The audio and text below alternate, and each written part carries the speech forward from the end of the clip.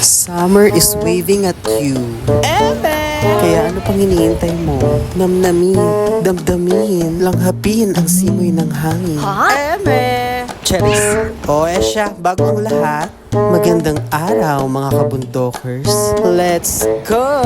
At ngayong araw nga ay nagkayayaan na naman. Total, hindi naman busy ngayong araw at sobrang init. O edi magdagat tayo. Butch! Nasa dagat ako. Punta natin si Gerson. Namimingwit. May mabingwit ka kaya?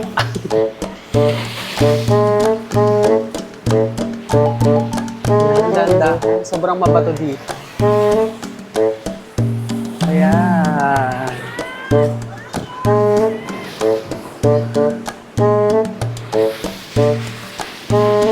Ano, meron na? Wala ka nang mabibingwit dito. Hapon na nga pala kami nagkayayaan dito. Dahil kanina mga bandang tanghali ay napakainit, malanit sa balat. Ay sa totoo lang ay kami naman ay mga maiitim, hindi naman kami mga kaputian. Pagpunta kami ng mga tanghali ay sure na kami mga sunog pag-uwi. Kaya naisipan namin mga bandang hapon pumunta.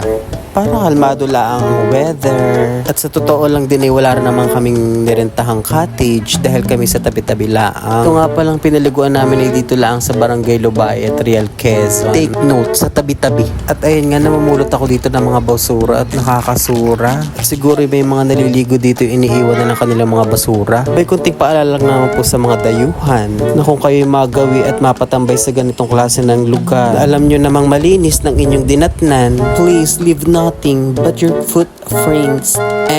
Pero eme ha, dapat ay ganun. Linisin ninyo at huwag kayong mag-iwan ng kalat.